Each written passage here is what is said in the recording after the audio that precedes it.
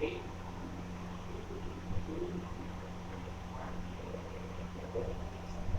Everyone, welcome to Eduswitch. और आज हम लेकर के आए हैं वापस से अपना second session of chapter what is democracy and why democracy from the social science SPL का क्लास 9 से। आज के इस चैप्टर में हम लोग अपना rest of the chapter complete करने वाले हैं। आज के सेशन में rest of the chapter complete करने वाले हैं। देखते हैं हम लोगों ने अपनी लास्ट वीडियो में क्या किया था या लास्ट सेशन में हमने क्या किया था, और अगर जिसने नहीं देखा हो तो जरूर जाकर के देखिएगा। उसमें हम लोगों ने अपने चैप्टर का जो फर्स्ट पोर्शन है that is what is democracy, ये हम लोगों ने कंप्लीट किया था। तो उसमें हम लोगों ने कुछ चीजें पढ़ी थी, उस चीज को हम दोबारा से एक बार क्विक रिविजन करते हैं। पहला हमने पढ़ा था मेजर डिसीजंस, कि मेजर डिसीजन हमने डेमोक्रेसी की जो डेफिनेशन पढ़ी थी उस डेफिनेशन में हमने पढ़ा था कि जिन्हें हम चूज करते हैं they will take decisions for us, they are going to be the ruler of us. So we are choosing in a democracy, we are choosing our rulers. But पहले के टाइम पे क्या होता था, जब हम मोनार्की की बात करते हैं या जब हम डिक्टेटरशिप की बात करते हैं, मोनार्की में ये एक हायरार्की चलती थी जिसमें कि एक राजा का बेटा ही राजा बनता था एंड सो ऑन। इसके अलावा पूरी की पूरी प्रजा में कोई कितना भी ज्यादा पोटेंशियल पर्सन क्यों ना हो, कोई कितना भी ज्यादा काबिल इंसान क्यों ना हो, वो कभी भी राजगद्दी पर नहीं बैठता था। वहीं जब हम बात करते हैं डिक्टेटरशिप की, तो जो मोनार्की था उसको कहीं ना कहीं डिफीट किया किसने, दैट वाज डिक्टेटरशिप। डिक्टेटरशिप में उन्होंने अपनी पावर को कंट्रोल किया, पावर को अपने हाथों में लिया और उसके बाद उन्होंने राजा को गद्दी से हटा दिया और खुद को वहां पर स्थापित करके रूल करने लगे। लेकिन दोनों के ही ड्रॉबैक्स देखने को मिले कि उसमें जनता का कोई रोल नहीं होता है। अगर राजा अच्छा है, अगर उसकी मॉरल वैल्यूज अच्छी हैं, तो ही जनता को फायदा मिलता है और इस चीज की कोई भी लीगल अथॉरिटीज नहीं होती है। लेकिन यहां पर हम लोग बात कर रहे हैं डेमोक्रेसी में। डेमोक्रेसी में we are choosing that who is going to rule upon us. तो आज हम लोग जो पढ़ने जा रहे हैं वो है इस चैप्टर का नेक्स्ट सेशन। लेकिन देखते हैं डेमोक्रेसी में हमने क्या पढ़ा था। पहला जो मेजर डिसीजन था वो कौन लेता है, वो पर्सन लेता है जिसे हम इलेक्ट करते हैं। अब मान लीजिए हमने इलेक्शन किया, लेकिन उसके बाद भी वो पर्सन जो है हमारे फेवर में डिसीजन नहीं ले रहा है या फिर वो हमारे इलेक्टेड मेंबर्स को हटा रहा है। हमने पाकिस्तान का एग्जांपल लिया था लास्ट सेशन में, जिसमें हमने बताया था कि जो पाकिस्तान में जनरल परवेज मुशर्रफ थे, उन्होंने मिलिट्री को करके किस तरीके से इलेक्शन कराए, लेकिन वो सारे के सारे इलेक्शंस के जो रिजल्ट, जो रिप्रेजेंटेटिव थे, वो कंप्लीटली किसके अंडर में वर्क कर रहे थे, they were completely working under Pervez Musharraf. यहाँ पर उसके बाद हमने पढ़ा free and fair elections. Free and fair elections का मतलब या फ्री एंड फेयर चांसेस की बात होती है, यानी कि अगर कोई सत्ता में है, अगर कोई गवर्नमेंट में है, तो उसके पास इक्वल चांस होना चाहिए कि वो नेक्स्ट इलेक्शन में ये पोजीशन जो है वो खो दे, और साथ ही साथ जो इस समय पोजीशन पर नहीं है उसके पास भी फेयर चांस होना चाहिए कि वो वापस से उस पोजीशन पर आ जाए, या वो इतना काबिल पर्सन है तो उसको भी एक चांस मिलना चाहिए कि वो उस पोजीशन को गेन कर सके। तो ये कब पॉसिबल है, कि केवल फ्री एंड फेयर इलेक्शंस में पॉसिबल है। हमने चाइना का एग्जांपल लिया था। चाइना में हमने देखा था कि किस तरीके से कोई भी मेंबर जो कि एज अ कैंडिडेट इलेक्शंस में अटेंड करता है, इलेक्शंस में खड़ा होता है, उसको सबसे पहले वहां की कम्युनिस्ट गवर्नमेंट, कांग्रेस से जाकर के उसे परमिशन लेनी पड़ती है और तभी वो आएगा। इस तरीके से घूम फिर के हर बार चाइना में जो पार्टी बनती है वो एक ही पार्टी जीतती है। इसके अलावा हमने मेक्सिको के भी एग्जाम्पल्स लिए हुए थे। साथ ही साथ हमने बोला कि 1 पर्सन 1 वोट 1 वैल्यू। इसमें हमने अरब का एग्जाम्पल लिया था, सऊदी अरेबिया का एग्जाम्पल लिया था, जिसमें हमने क्या देखा था कि जो वुमेन है उनको वोट देने का अधिकार ही नहीं है। एक और एग्जाम्पल हमने लिया था, that was the example of Fiji.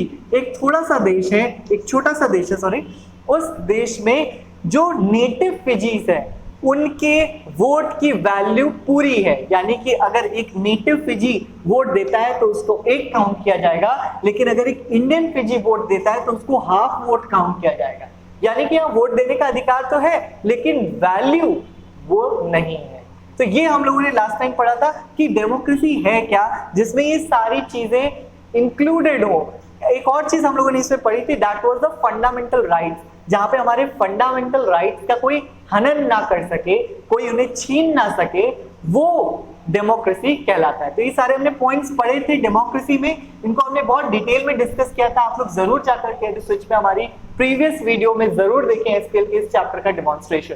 अब हम बात करने जा रहे हैं व्हाई डेमोक्रेसी कि अब ये सब तो वैल्यूज हो गई, ये सब हमने पढ़ा कि डेमोक्रेसी हम लोगों ने क्या होती है, लेकिन अब हम बात करने जा रहे हैं कि डेमोक्रेसी क्यों उसकी जरूरत है हमारे पास। So why the democracy has been needed.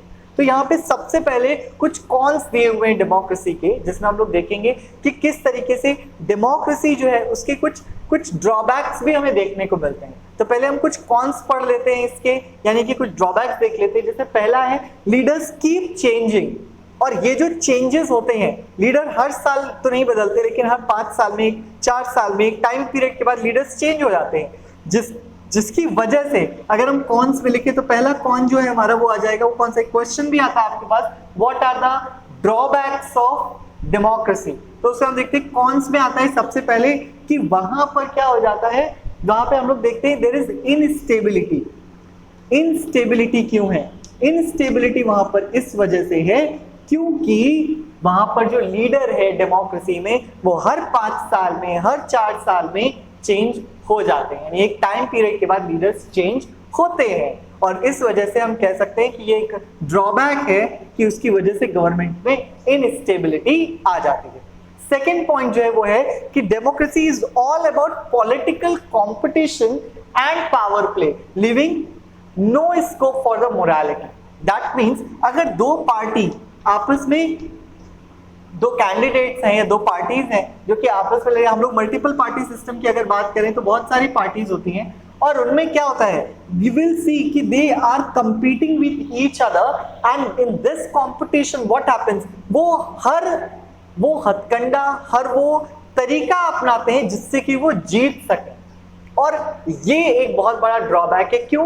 क्योंकि यहाँ पे केवल पावर प्ले, आपने देखा होगा बहुत सारे हमारी मूवीज में भी दिखाया गया है कि वो बिजनेसमैन से कांटेक्ट रखते हैं, उनसे बहुत सारा पैसा लाते हैं ताकि वो जाकर के उसको इलेक्शंस के दौरान इस्तेमाल कर सकें। इसके अलावा बहुत सारा करप्शन करते हैं। करप्शन में वो लोग क्या करते हैं, लोगों को पैसे दे करके उनसे वोट लेना चाहते हैं, लोगों को डरा धमका करके वोट लेना चाहते हैं। तो it's a political, it becomes a political competition. जबकि डेमोक्रेसी या हम कहें कि politics is a social service. That means कि they are working for the welfare of the people of the country and not for the profit of themself. तो यहां पर क्या हो रहा है, यहां पे पॉलिटिकल कंपटीशन इन सबके बीच में चला गया है, एक पावर प्ले चल रहा है। तो ये जो कंपटीशन है, this is not a healthy competition, और इसकी वजह से हम देखते हैं कि हमारे सामने बड़ी सारे चैलेंजेस आते हैं। तो जो दूसरा पॉइंट है वो क्या हो जाएगा, that it is a competition and there is no space, no scope for the morality. Morality का कोई स्कोप नहीं रह जाता है। नेक्स्ट हम लोग बात करने जा रहे हैं, many people have to be consulted in a democracy that leads to the delay. Third point आता है आपका डिले। डिले का मतलब क्या है, हम लोगों ने देखा हुआ है कि अगर कोई डिसीजन लेना है, कोई मेजर डिसीजन लेना है, तो उसकी वजह से उन्हें क्या करना पड़ेगा, उन्हें स्टेट लेवल, लोकल लेवल और बहुत सारे लेवल पर डिस्कशन करना पड़ेगा। या हम देखते हैं पार्लियामेंट में किसी एक टॉपिक को लेकर के डिबेट चल रही है, और वो डिबेट इतनी लंबी हो जाती है कि बहुत लॉन्ग टाइम पीरियड तक हमें वेट करना पड़ता है किसी एक लॉ के पारित होने, है ना। तो डेमोक्रेसी में क्योंकि सबको कंसल्ट किया जा रहा है, या हम केवल इलेक्शंस की बात अगर कर लें कि डेमोक्रेसी में क्योंकि हर एक व्यक्ति के इलेक्शन इंपॉर्टेंट है, तो हर एक व्यक्ति को वोट देने के लिए हमें जो है बूथ्स बनाने पड़ते हैं जहां पर वो जा करके अपना वोट कास्ट करेंगे। हमें बहुत सारी तैयारियां करनी पड़ती है, बहुत छोटे छोटे बूथ्स बनाने पड़ते हैं, यहां तक कि लोगों को ट्रैवल कराने के लिए भी हम लोग को बहुत ज्यादा अरेंजमेंट्स करने पड़ते हैं, जिससे कि एक बड़ा टाइम पीरियड स्पेंड होता है टू इलेक्ट द रूलर्स। अब वो इलेक्शन हो गया, अब इलेक्शन के बाद क्या होगा, काउंटिंग होगी और उनको काउंट किया जाएगा। हर एक वैल्यू है क्योंकि यहाँ पर, तो इसमें कह सकते हैं कि यहाँ पे बहुत ज्यादा डिले हो जाता है। तो डिसीजन मेकिंग भी कहीं ना कहीं डिले होती है क्योंकि बहुत सारे लोगों से कंसल्ट करते हैं। इलेक्शंस होने के बाद जो रूलर बनता है उसको इलेक्ट होने में भी टाइम लगता है, एक लंबा टाइम पीरियड स्पेंड होता है। नेक्स्ट हम लोग बात करते हैं that is elected leaders do not know the best interest of the people resulting in bad decisions. कई बार ऐसा होता है कि हम लोग अभी आगे इस चैप्टर्स में जब लोग नेक्स्ट क्लास में जाएंगे तो उस क्लास में हम लोग पढ़ेंगे कि how the caste and religion also plays an important role over there. तो जब कास्ट एंड रिलीजन एक इम्पॉर्टेंट रोल कैसे प्ले करने लगता है कि वैसे तो डेमोक्रेसी में किसी कास्ट, जेंडर, क्रीड की कोई जरूरत नहीं होती, उसको काउंट नहीं करते, लेकिन लोग क्या करते हैं most of the time, they keep on associate themselves with certain party.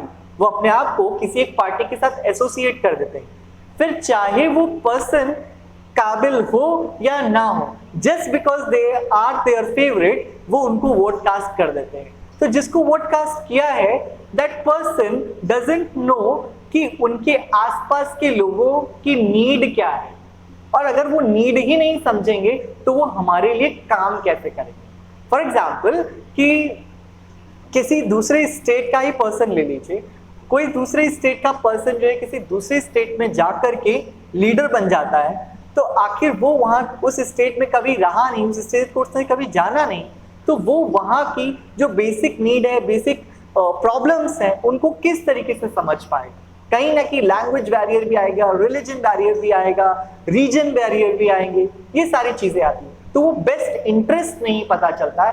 That can also be one of a major cons of the democracy. Next one is that democracy leads to corruption since it is based on electoral competition. Exactly as I told you that because of the competition, they use all the methods to win that election. So they can go through that competition. To win that competition, they used to take so many steps that are not in the favor of democracy, or they are not defining the true democracy. तो ये एक बहुत बड़ा problem है कि जो लोग हैं वो इस कंपटीशन को जीतने के लिए करप्शन का सहारा लेते हैं। The next one is ordinary people don't know what is good for them. They should not decide anything. For example, गांव में एक हस्बैंड होता है, वो अपनी वाइफ, क्योंकि वो हमेशा घर के अंदर काम में रहती है, लेकिन इलेक्शन देने के लिए, इलेक्शन में वोट कास्ट करने के लिए वो जाती है। She don't know about that who is the minister, who is the chief minister, who is the prime minister. She just know that what the family members are saying. She just has to cast her vote in that to that person. तो ये जो situation है, this situation is not favorable. People are not knowing, most of the people are not knowing that who will work for their welfare, and hence they can cast their vote for anyone. So these are some of the cons, some of the drawbacks of the democracy. But हम लोग इसके बाद भी देखते हैं कि arguments चलते रहते हैं, लेकिन कुछ आर्ग्यूमेंट्स ऐसे भी हैं जो बहुत स्ट्रॉन्ग हैं और वो फेवर करते हैं डेमोक्रेसी का। अभी तक हमने पढ़ा कि व्हाट आर द डीमेरिट्स, ये भी एक क्वेश्चन है, बहुत इंपॉर्टेंट क्वेश्चन है कि what are the cons of democracy, या how can you attempt a debate to be not in the favour of democracy. तो ये एक हॉट क्वेश्चन में भी पूछ सकते हैं। इसके अलावा एक डायरेक्ट क्वेश्चन भी आता है कि ड्रॉबैक्स क्या है डेमोक्रेसी के, what are the drawbacks of democracy. तो ड्रॉबैक्स में हम ये सारे ड्रॉबैक्स या डीमेरिट्स करके भी क्वेश्चन पूछा जा सकता है। तो ये सारे डीमेरिट्स जो हैं डेमोक्रेसी के, ये हम वहां पर एक्सप्लेन कर सकते हैं। आइए चलते हैं arguments in the favour of democracy. अभी हमने पढ़ा जो कि इसके फेवर में नहीं थे, जो अगेंस्ट थे, अगेंस्ट द डेमोक्रेसी। अब हम बात कर रहे हैं that are in the favour of democracy.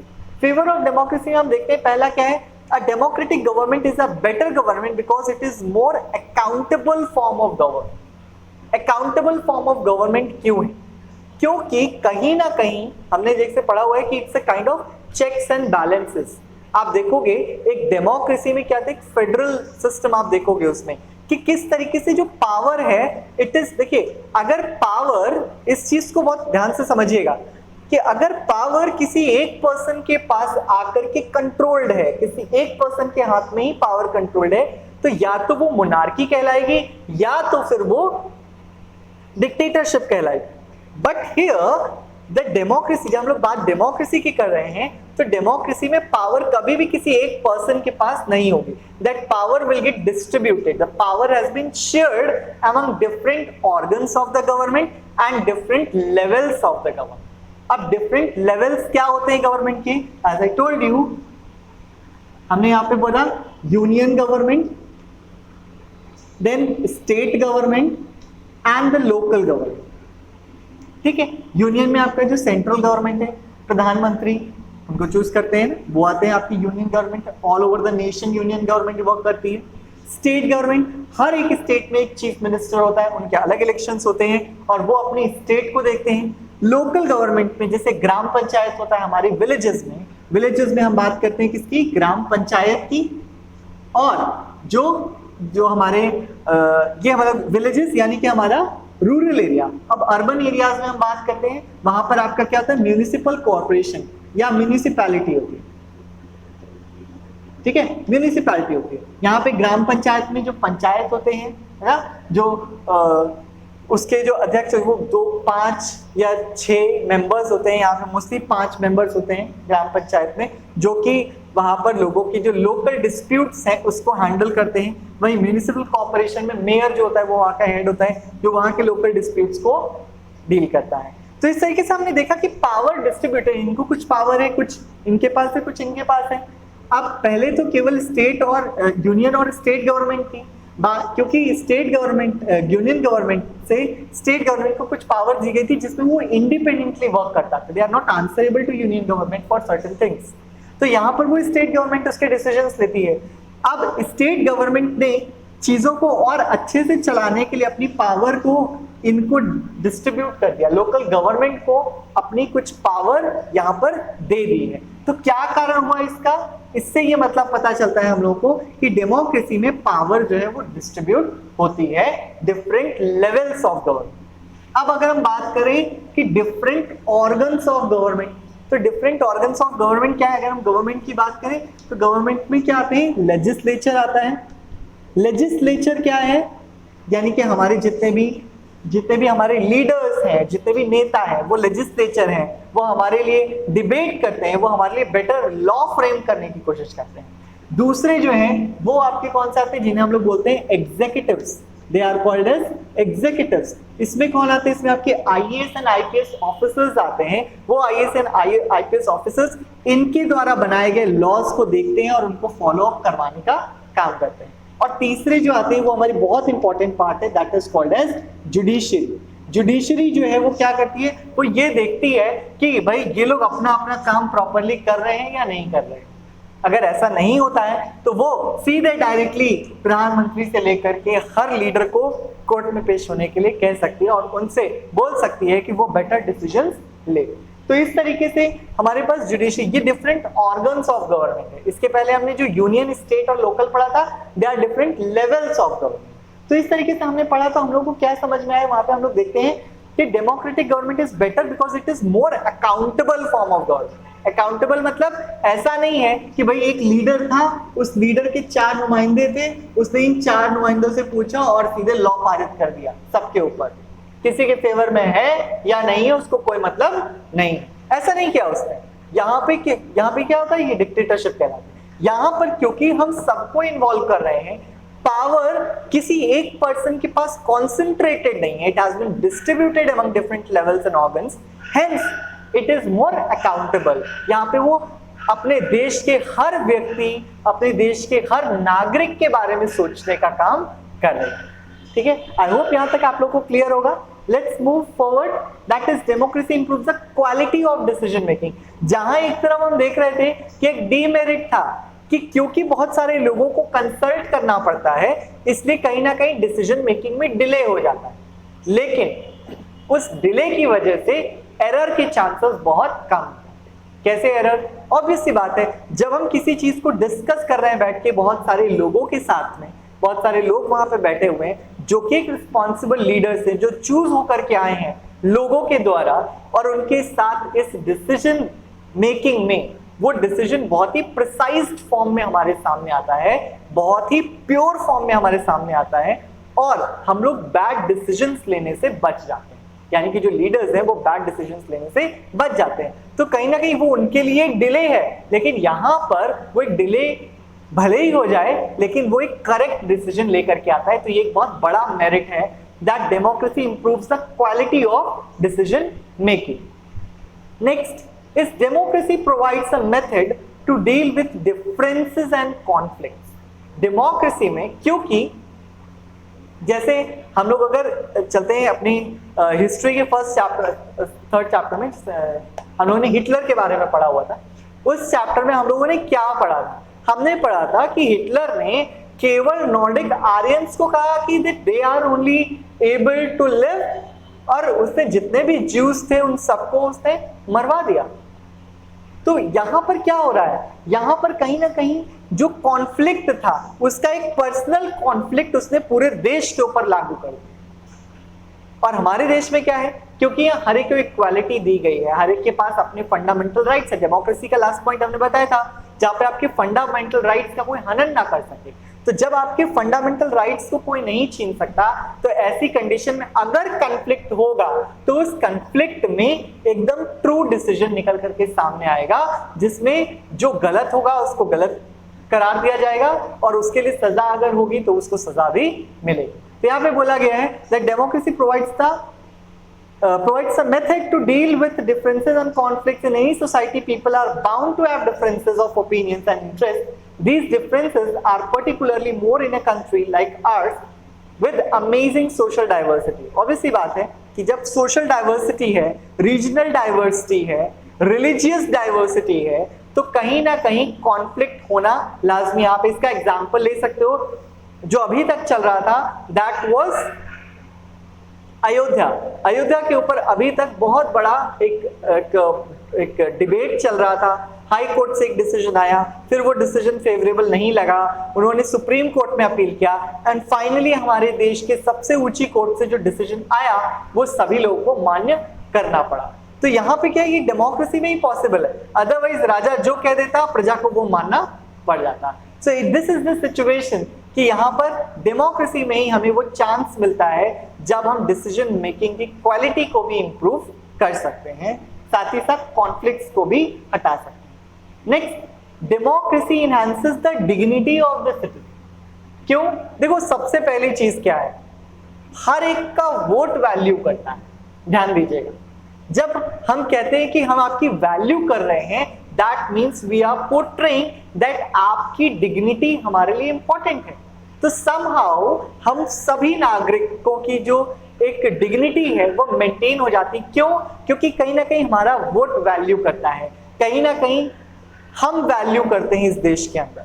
तो ये कहां पे पॉसिबल है? ये केवल पॉसिबल है एक डेमोक्रेसी में। एक नॉन डेमोक्रेटिक कंट्री में they don't even worry about that how the people are living. They just want the majority of the people are happy, that's it. They don't even bother about the people. But यहाँ पर क्या है, एक गरीब के बारे में भी सोचा जा रहा है, एक अमीर के बारे में भी सोचा जा रहा है। जो फैसिलिटीज एक गरीब को मिलनी चाहिए वो सारी फैसिलिटीज उनको दी जाने की कोशिश चलती रहती है, नए नए प्रोग्राम्स आते रहते हैं। और ये सब किसकी वजह से होता है? Just because of the democracy. Now, democracy is better than other forms of government because it allows us to correct our own mistakes. अब डेमोक्रेसी ये बिल्कुल नहीं कहती कि हमसे मिस्टेक्स नहीं होंगी, राइट? तो अभी देखो, यहीं से एक और क्वेश्चन हमारा बन जाता है, why you can say that democracy is better than the other form of government? या एक स्टेटमेंट भी आपको पूछ सकते हैं कि democracy is better than any other form of government with in inverted commas. Justify the statement. अब ये स्टेटमेंट हम कैसे जस्टिफाई करें? तो इसी में एक आंसर भी हमने आपको बता दिया कि आंसर क्या होना चाहिए, that it gives us a scope, it gives us a room so that we can improve our own mistakes. For example, इस बार हमने जिस लीडर को चूज कर लिया वो पोजीशन पर आने के बाद भूल गया कि उसको क्या काम करना था। उसने 4 साल में कुछ काम नहीं किया। अब ऐसी कंडीशन में क्या होता है कि वो लीडर क्या अगले इलेक्शन में जाकर के जब लोगों से कहेगा तो क्या लोग उसकी बात मानेंगे? नहीं। और लोगों को भी ये विश्वास है कि 4 साल बाद, 5 साल बाद दोबारा इलेक्शन होंगे तो ये लीडर नहीं रहेगा, है ना? और अगर इस लीडर ने बहुत अच्छा काम किया है तो वो क्या करेंगे, वो उसको दोबारा लीडर बना सकते हैं, दोबारा से उनको जिता सकते हैं। So this is the condition, this is also situation in which we can see that what is going to be in our favor. Next one is that broader meaning of democracy में हम लोग देखना चाहिए एक और चीज है कि जो कंपटीशन है, political competition, specially in the dual party system या मल्टी पार्टी सिस्टम, जैसे इंडिया में एक मल्टी पार्टी सिस्टम है, इस मल्टी पार्टी सिस्टम में हम देखते हैं there are so many parties. तो कोई एक पार्टी जीतती है, उनका जो लीडर होता है वो जाकर के गवर्नमेंट बनाता है, और जो दूसरी पार्टीज होती है either they can join the winning party और they can stay against that party. तो अगेंस्ट नहीं होती है, वो कहीं ना कहीं क्या होती है, ऑपोजिशन पार्टी मेंटेन करती है। तो ध्यान रखिएगा, sorry. So we can see that there are two portions. Two portions means the one जिसको की पोजीशन मिल गई, जिसने इलेक्शन जीत लिया, वो बन जाती है आपकी रूलिंग पार्टी। दूसरी जो इलेक्शन हार गई, वो बन जाती है आपकी ऑपोजिशन पार्टी। अच्छा, अभी हम देख रहे हैं ये पार्टीज बनी, एक पार्टी थी और बहुत सारी दूसरी पार्टीज थी। सपोज ये पार्टी जीत गई और यहाँ से दो पार्टीज चाहती है वो इसके साथ कंबाइन हो जाए, so they will go and combine with the ruling party. तो वो इनके साथ में अपने वोट्स को शेयर कर रहे हैं। लेकिन हो सकता है 4-5 ऐसी पार्टीज हों जो इसके साथ विनिंग पार्टी के साथ कंबाइन नहीं होना चाहती, तो वो क्या करेंगी, ऑपोजिशन पार्टी बना देंगे। फॉर एग्जाम्पल आज के टाइम पे हम देखते हैं कि बीजेपी जो है वो इस समय पोजीशन पर है ना, वो रूलिंग पार्टी है। और जैसे कांग्रेस है या आप है या दूसरी पार्टीज हैं, वो पार्टीज क्या है, वो उसके साथ कंबाइन नहीं हुई है, they are separated and they are making the opposition party. अब ऑपोजिशन पार्टी का क्या है, जब हमारे पास एक बहुत अच्छा कॉम्पिटिटर होगा, है ना, हमारे एक बहुत ज्यादा क्रिटिक्स होगा, तो कहीं ना कहीं हम काम को और ज्यादा फोकस हो करके करते हैं। जैसे रूलिंग पार्टी अगर कोई डिसीजन लेती है, ऑब्वियसली बात है, डेमोक्रेसी है तो वो सबसे मिलकर के ही डिसीजन लेगी।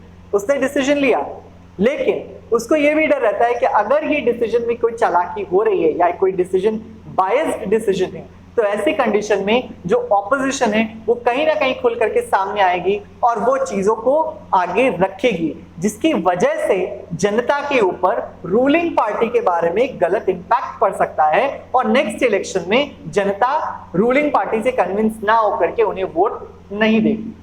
तो ये सिचुएशन आ सकती है। तो ये जो पॉलिटिकल कंपटीशन है, कहीं ना कहीं ये भी एक बहुत अच्छी चीज है। क्यों? क्योंकि उसका जो एक प्रेशर होता है, एक ऑपोजिशन पार्टी का जो प्रेशर है, उसकी वजह से रूलिंग पार्टी जो होती है वो मोर एफिशिएंटली वर्क कर दी है for the welfare of the people.